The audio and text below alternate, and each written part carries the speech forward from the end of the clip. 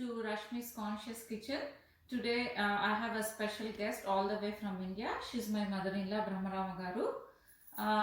She's going to show a very special roti pachadi from spinach. She's very good at making varieties of roti pachadi. So let's see how we can make the pachadi. ఇది పాలకూర రోటి పచ్చడి నేను చేసే విధానం మీకు చెప్తున్నాను.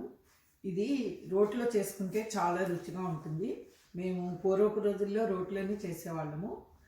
So it is very good for health also. How to make this అనేది నేను మీకు ఇంట్రడ్యూస్ చేస్తాను ఇప్పుడు. ఓకే, పాలకూర రోటి పచ్చడికి నేను 2 కప్పుల కడిగిన పాలకూరని తీసుకుంటున్నాను.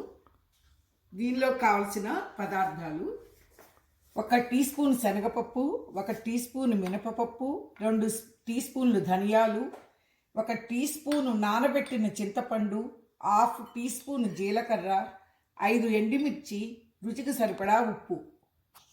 ఇప్పుడు మనము పాలకూర పచ్చడికి శనగపప్పుని, మినపప్పుని, ధనియాలు, జీలకర్ర, ఎండుమిర్చి ఈ 5 పదార్థాలు వేసుకుని దోరగా వేయించుకుని స్వాలో ఫ్రై చేసుకుని పక్కన పెట్టుకోవాలి. అదే బాండ్లీలో పాలకూరని 2-3 టీ స్పూన్ల ఆయిల్ వేసి పాలకూరని వేయించుకోవాలి. అత్తయ్య గారు, పాలకూరని ఎందుకు వేయించుకుంటున్నారు? మీరు జనరల్గా రోటి పచ్చడికి వేయించుకోరు కదా. పాలకూర పచ్చి పాలకూర అయితే టేస్ట్ ఉండదు. అందుకోసమని మనం ఆయిల్లో వేయించుకుంటే చాలా రుచిగా ఉంటుంది. ముందుగా నేను చెప్పినట్లు బాండ్లీ వేడెక్కిన తర్వాత శనగపప్పు వేసుకోవాలి, తరువాత మినప్పప్పు వేసుకోవాలి, తరువాత ధనియాలు,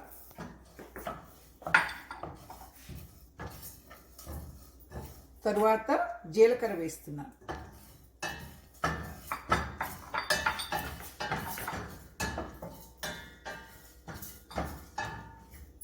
ఆఖరిగా నేను ఎండుమిర్చిని వేస్తున్నాను.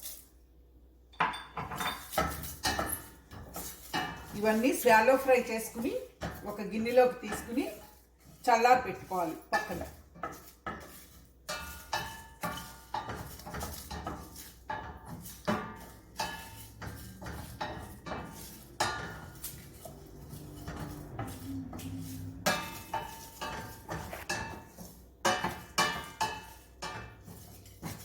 ఐదు నిమిషాలు వేగిన తర్వాత ఇప్పుడు అదే బాండ్లీలో మనము 2 టీ స్పూన్ల ఆయిల్ వేసుకుంటున్నాం.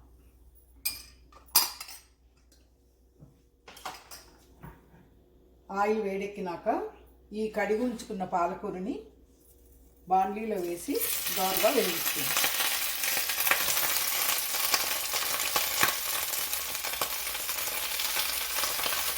ఈ విధంగా పాలకూరని వేయించుకుని తరువాత ఒక బౌల్లోకి తీసి పక్కన పెట్టుకోవాలి.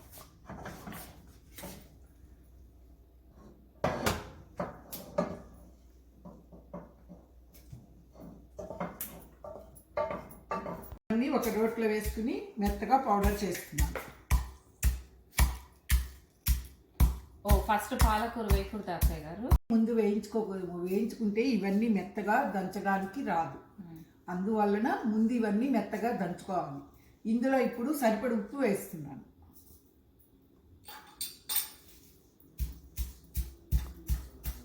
ఇది అయిన తర్వాత దీంట్లోనే చింతపండు నలగాలి. నలిగిన తర్వాత అప్పుడు చింతపండు వేస్తా. చింతపండు వేసిన తర్వాత ఇలా అన్నీ కలుపుకొని మెత్తగా నూరుకోవాలి. ఇప్పుడు నేను ఇందులో పాలకూర వేస్తున్నాను.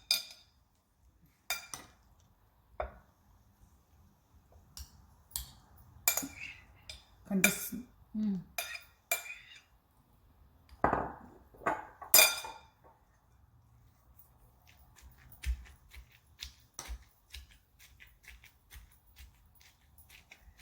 పాలకూర వేసినాక మెత్తగా నూరుకుంటే అయిపోతుంది.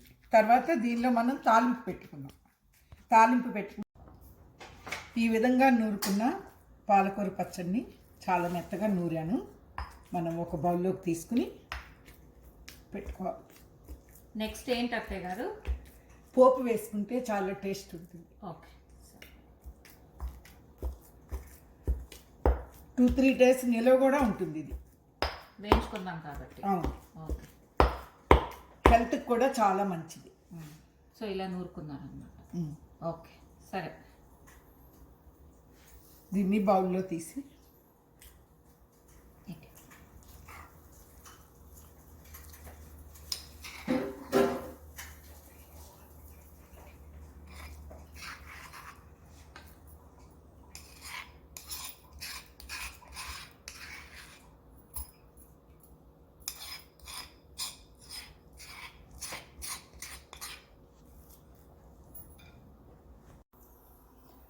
ఇప్పుడు ఈ పచ్చడికి తాలింపుకి సరిపడా నూనె వేస్తున్నా. 2 టీ స్పూన్ల నూనె వేసాను.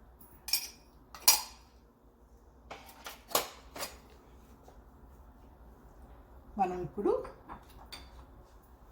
కొంచెం శనగపప్పులు, మినప్పప్పు, ఆవాలు, జీలకర్ర, కరివేపాకు, పసుపు కూడా వేస్తున్నాను చిటికెడంతా.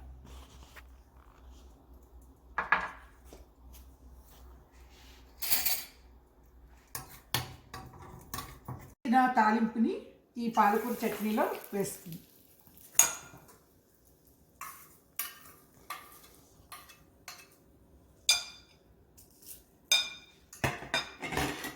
పచ్చడి రెడీ అయిపోయింది. ఇప్పుడు ఇది వేడివేడి అన్నంలో నెయ్యి వేసుకుని తినచ్చు, చపాతీలోకి కూడా బాగుంటుంది. మీరు ఒకసారి ట్రై చేసి చూడండి. తింటే ఆహా ఏమి రుచి అని చెప్తారు. మీకు నేను ఇది రష్మీస్ కాన్షియస్ కిచెన్ నుంచి పంపిస్తున్నాను. ఈ రెసిపీ ట్రై చేయండి. Thank you.